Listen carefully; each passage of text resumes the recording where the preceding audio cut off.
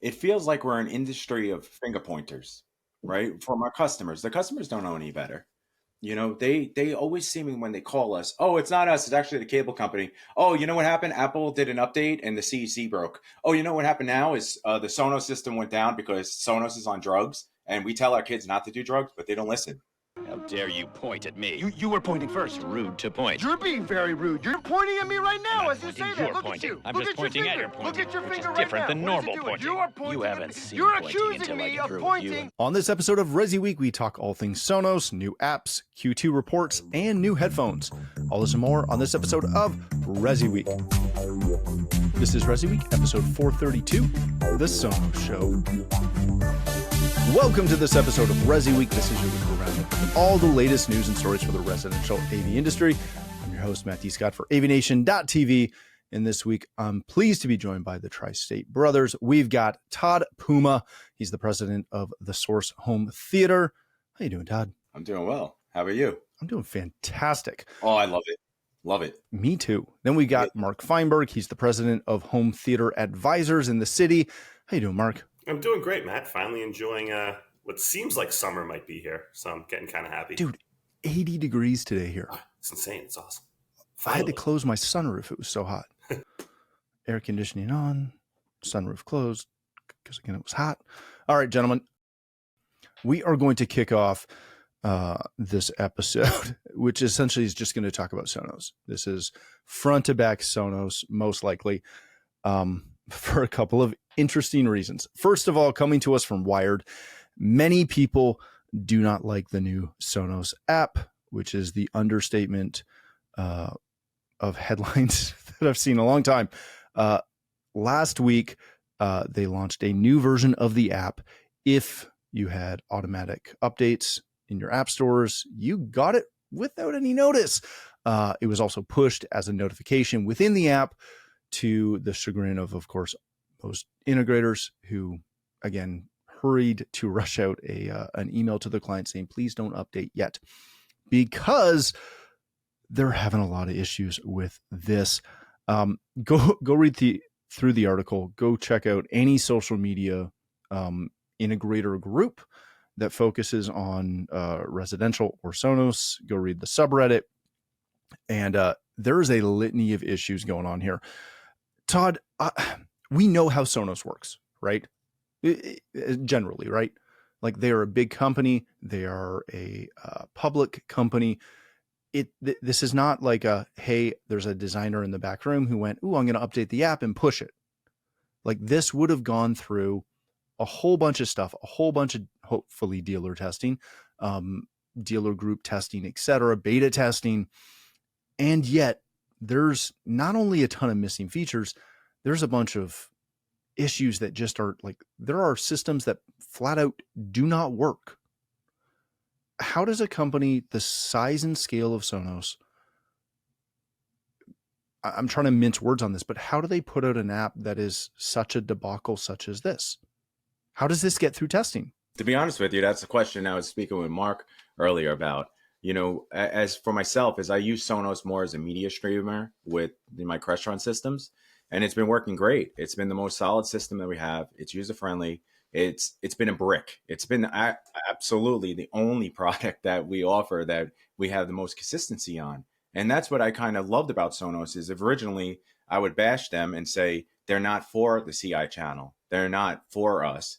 They're against us. And Mark would be my witness to that on multiple different CDs we would occur and would go to. And now I'm kind of thinking to myself, is they don't even like their own customers, let alone the CI channel, because you have to hate us or hate the community or hate your customer base in order to release something like this. What kind of ignorance does it take for whoever developed this? And it's like you were stating, it's a large company. It's not one individual that's making the decision. It's a farm of engineers. It's a farm of hopefully beta testers and dealers that are going through this. And when they said, let's push this, was it one of those things that they pushed it because they had to hit a timeline or they had to put something new out, that they just wanted to get it out there and think, hey, you know what? We see all these flaws. Nobody's going to notice them. Is that the question there? Or is that what they have done? because it's self-sabotage in a sense. And I've never seen a company that has done something of this large of scale. They're acting like an immature company that just became to market. Someone new. This is like an Autonomics. Like, I'm not stating Autonomics has done this, but it's more of the size and the scale of Autonomics of a company like that to more be kind of prone to this kind of release and what they push forward. What I'm more worried about right now is our services to our clients.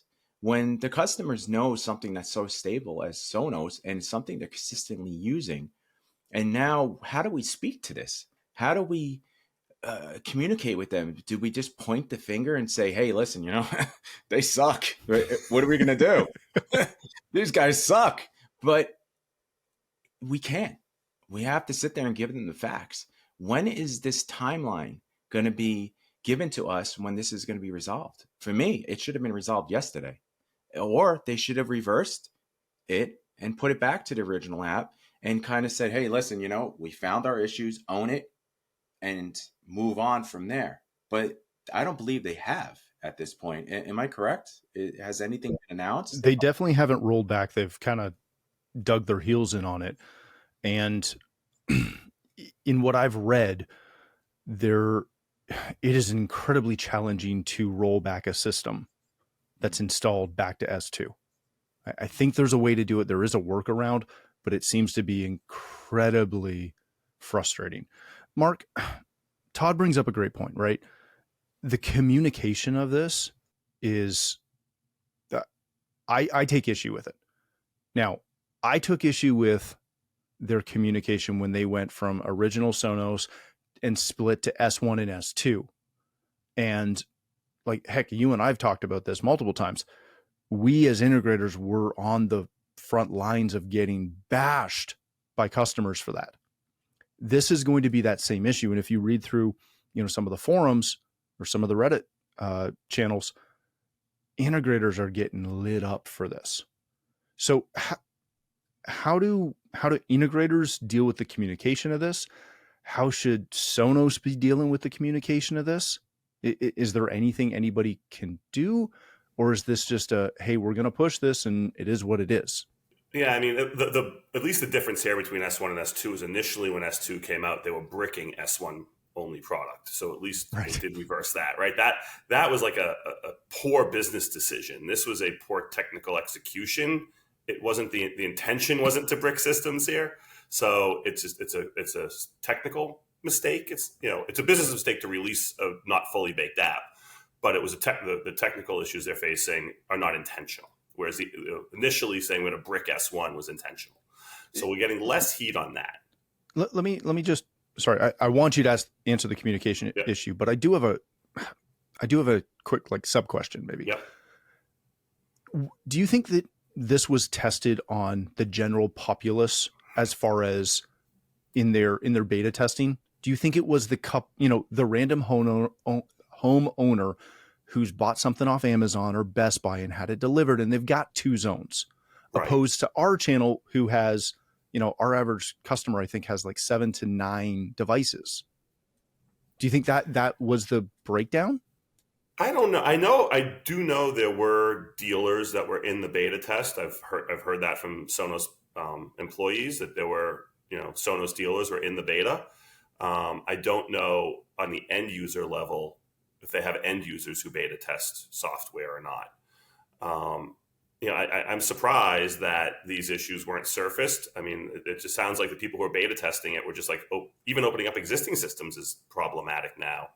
Mm-hmm. So I don't know how it was all missed, but and maybe it's a back end thing. I mean, they have released 2 app updates in the last few days to address some of the more critical issues with getting stuck in an update loop and things like that. And as a direct dealer, I've gotten those emails that they have pushed some of those updates. The communication, I think as Todd spoke about, I think you may have mentioned it as well. We're, reaching out to clients and saying, you may be running into some Sonos issues. Know you're not alone. Know that Sonos is working on it. There's not much we can do at this point for you. It's been, a poor execution on an update, and they're working to fix things as fast as they can. Unfortunately, some of your Sonos zones may not be usable until this kind of all settles down, and we're holding off other than critical needs on service calls because most of the time we can't solve it either. It's just a technical issue that we can't get past. But here's the thing, right? It feels like we're an industry of finger pointers, Yeah. right? From our customers. The customers don't know any better. You know, they always seem when they call us, oh, it's not us, it's actually the cable company. Oh, you know what happened? Apple did an update and the CEC broke. Oh, you know what happened now is the Sonos system went down because Sonos is on drugs, and we tell our kids not to do drugs, but they don't listen. I agree with you, Todd. But let me ask you this though. It sucks because the optics look terrible as integrators, right? Yeah. Because we're all, not always, but typically we're pointing the finger at the supplier. Mm-hmm. At the same time, typically it's the supplier's fault. Yes. Right. As integrators, there is not a single thing we could have done to prevent our clients from executing this upgrade. We Right. can't block it. Nope. We can't control what settings they have on their app store. Right. Right. There's not a single thing we can do. So yeah, it makes us look dumb. But at the same time, it is what it is. I sort of think the only way we look a little, not better, but not as bad in this one is that it's a self-contained ecosystem in Sonos. It's like, okay, your Sonos isn't working. It's Sonos's fault. When we're blaming the cable company because the modem is a piece of crap, well, we spent X thousands of dollars with you on this network. Why isn't it working? And then we're pointing the finger at the cable company. Well, we spent all this money on this name your control system, Control 4, Crestron system, and I can't watch TV, and it's the cable box. Right, because they're more integrated systems than the other things. This Sonos is a standalone kind of ecosystem. So I think I'm feeling, at least for my clients, they're getting it a little bit more. It doesn't feel as finger pointing because it's like, okay, this app changed, and they see a direct relationship. This app changed, and things don't work now. They're seeing the direct relationship. They don't get that. You know, our customers, you know, based on the clientele, half the time I don't even speak to them. I'm speaking to someone else who is speaking on their behalf. Right. So it's a lot harder to explain it through the middleman. That's fair. And what I think is if we got to not only think about ourselves in this case, we have to think about our industry as a whole. This is what occurred right now. Mm-hmm. Now we have integrators out there that only stand behind Sonos, right? That's their whole business model. They're doing very well.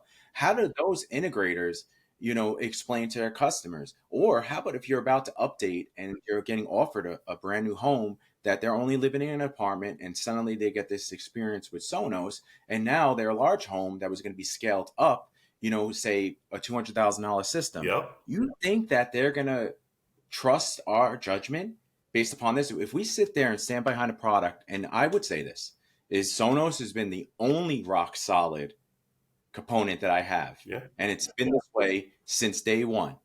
And now you sit there and we have a debacle like this. Yeah. It's going to hurt us more than the present. We have to think about our future. And we also have to rethink the way we word things. I've never come there and ever say promising words. This is the best. It's solid. It works. It'll never stop. And I did that with Sonos, and shame on me for ever doing that, because I always practice not to say that. I do think, and then we'll move on to another Sonos story, but I do think that there is a bit of a understanding, especially with Sonos in this case specifically, because there has been major news coverage of it, right? It's not just a weird thing that only affects the integrator community, right? This is hitting everyone who literally has a single piece of Sonos gear in their house. They're potentially running into this issue, and their neighbor is too, right? It's like when the internet goes down in your local node, you can whine and complain all day long about your supplier, but when your neighbor, the guy across the street, the person at the corner, when everybody's down, it's less of an issue because, again, everybody's down. I think the hard thing is that as an industry, we are so reliant on everyone else, all these major manufacturers, that if something like this does happen, there's not a single thing we can do. Right. And for any of you people that are going to tell me to go buy MusicCast or something else like that, stop it. Get out of here. Right. Right. Nothing's more reliable than Sonos. This is Well, and nothing works as well. No. And I don't care what you say. That's a fact. Up into this app update. All right, let's change topics, sort of.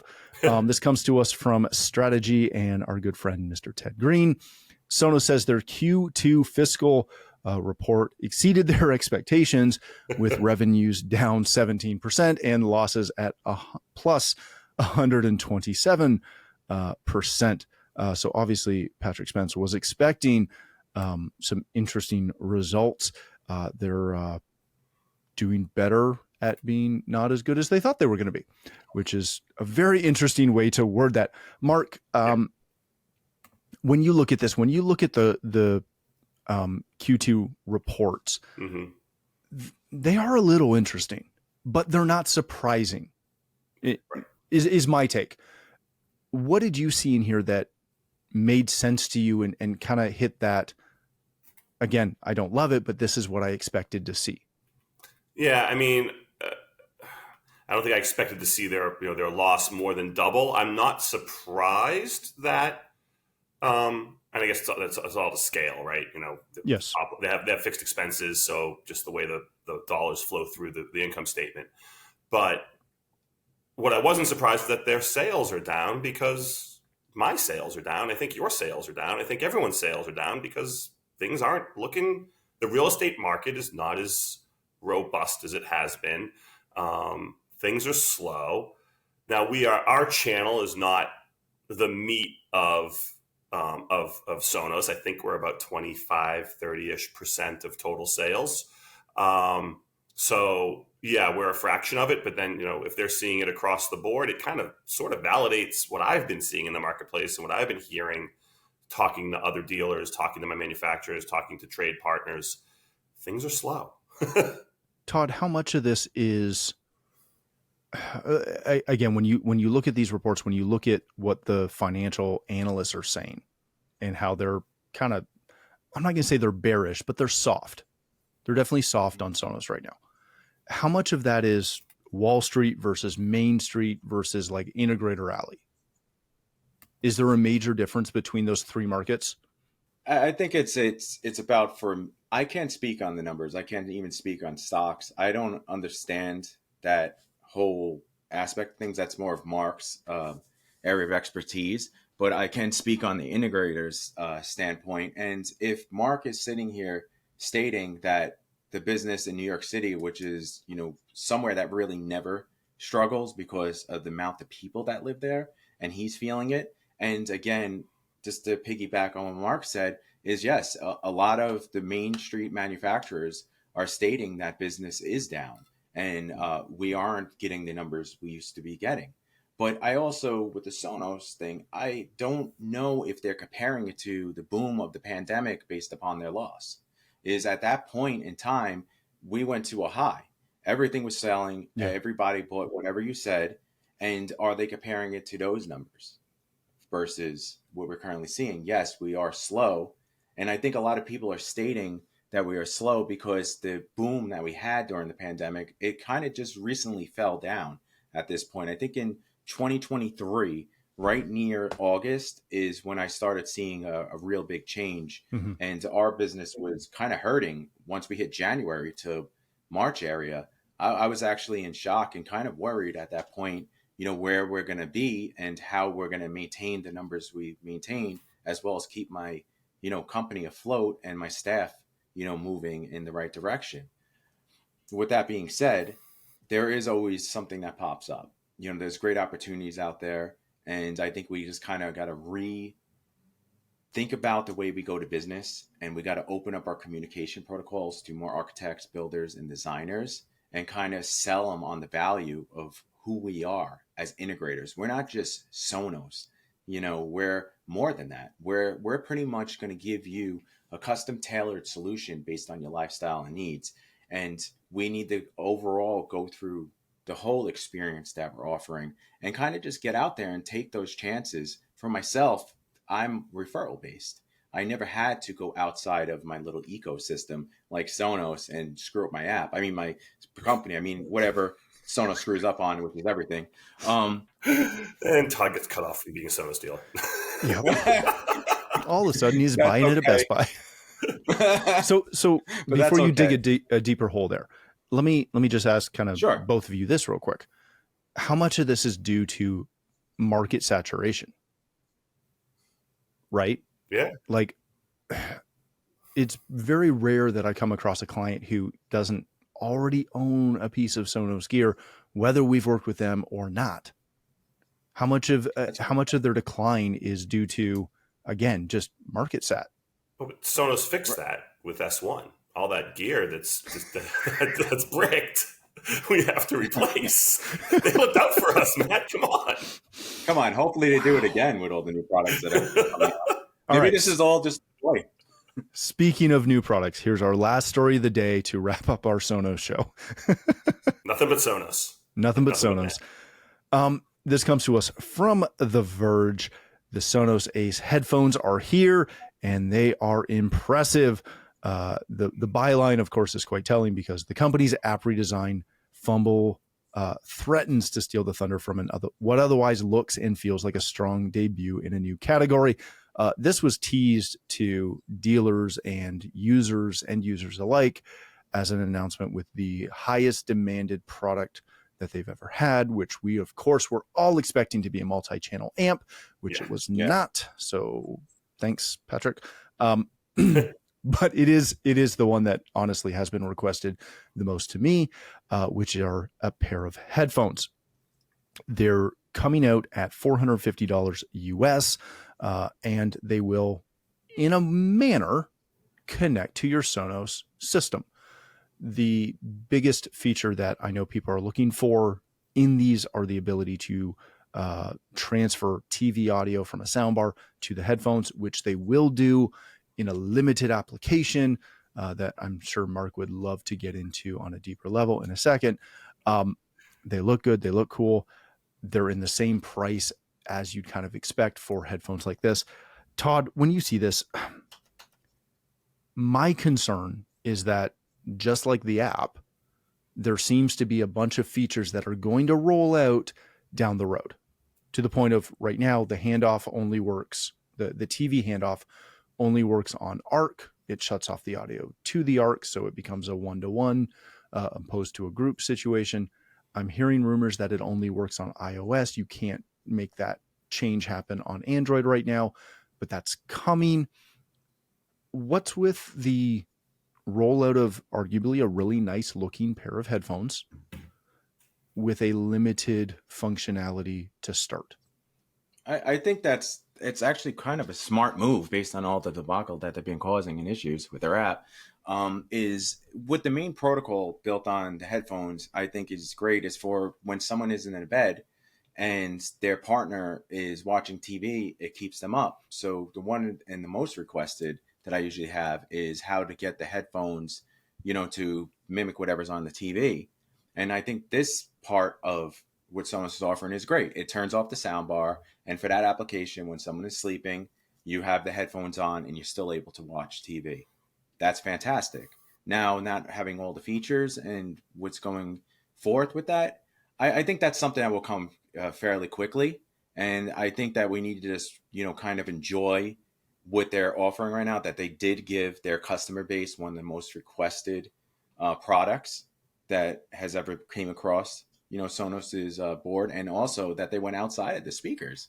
They're actually now a wearable product. They went outside wirelessly with the room. They have the Move that works outdoors.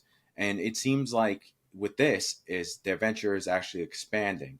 With that being said, is I believe by them going outside and building all these product categories is when we're going to start seeing more issues with the product lines that are prior to. And if they keep on adding more and more products, we're going to start experiencing a lot more of service calls based upon them being able to maintain so many SKUs. Yeah. All right, Mark, wrap this up for me. I know my dream with the Sonos headphones that have been rumored for years was headphones that were a zone that operated in the ecosystem just like every other Sonos device out there. Right. These are not that. These are noise canceling Bluetooth with some features out of the box and potentially some more down the road.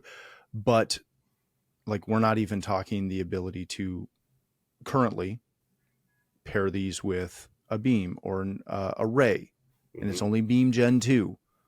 So no love for you Playbar owners. Is this, I'm confused as to whether I think this is a great move or a mediocre move. I think getting into wearables is fantastic, right? Yep. I was hoping for a whole lot more. Now, I don't know if my customers are going to necessarily sit back and go, man, I wish there was more to these. I have a feeling that they're not going to care. Is it just, is this a miss yet? Is this a hit? Where do you sit on this? I think it's a bit of a missed opportunity, and I think I'm going to disagree with you a little bit. I think clients are going to be confused. You know, when Roam and Move came up, you're like, oh, I can use these as like my rear speakers in a surround sound system, and then grab it to go outside. And I'm like, nope, can't be in a surround sound system. Anytime you sort of take something, especially with Sonos, that people expect everything in Sonos to be able to do everything Sonos, and these can't.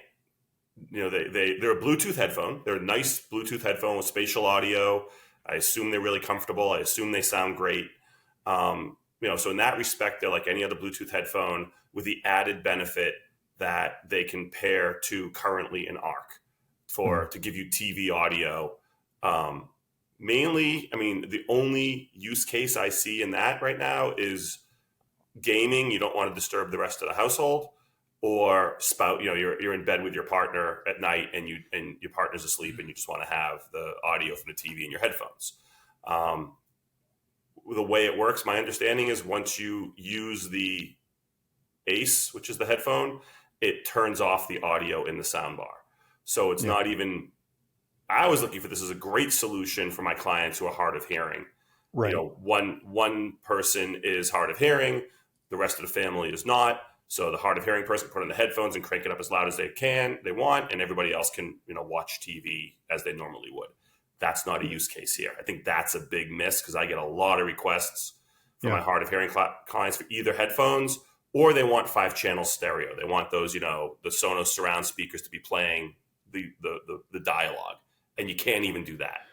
So let me, and we'll wrap this. Yeah, because it's been a lot. It's been a lot of Sonos today. A lot of Sonos. Well, it is the Sonos show. What are you gonna do? Yes. I feel like we keep forgetting the fact that almost every newish TV has Bluetooth in it. Right. Like, and again, I'm excited for these, but I could have just as easily taken my AirPods or my Bose noise canceling, and I can Bluetooth them to my TV as well. Yeah. Like, I don't do that often. I'm curious. When you do that, I don't either. But I could. Can that be done simultaneously with HDMI ARC? There's a couple of TVs that do allow that, right? But it's not the norm. Right, and that's the challenge. You still lose. Yeah. It's one. But it's the same issue here. Like, right. That's where I kind of go. Better. We're so close, and yet so far away. Mm-hmm. And on that note, we're going to close. Oh, sorry, guys. All right. Thank you both so much for joining us. Mark, if people want to connect with you, learn more about Home Theater Advisors, where can they do that? Best is connecting with me is Mark at Home Theater Advisors, or throughout my socials at Home Theater Advisors, or my website, hometheateradvisors.com. Excellent. Mr. Puma, if people want to connect with you, learn more about Marshall amps, but also, sorry. Important stuff. I know, buddy. Also learn more about the Source Home Theater. Where can they do that? You could either email me at todd@thesourcehometheater.com or head over to my website at thesourcehometheater.com. Excellent. Thank you both again for joining us. If you'd like to connect with me, send me all kinds of hate mail on my takes on this today. You can do that at Matt D. Scott on Twitter or X and most other social platforms. But more importantly, please visit AVNation.tv, where you'll find this show as well as a wide variety of other shows with all the verticals that we cover. When you visit the website, please take a moment to check out our supporters. We are extremely thankful for their support and ask that you check them out as well. Thanks again for watching. That's all the time we have for this episode of ResiWeek, the network for the AV industry. What are you listening to? This is AV. This is AVNation. This is AVNation.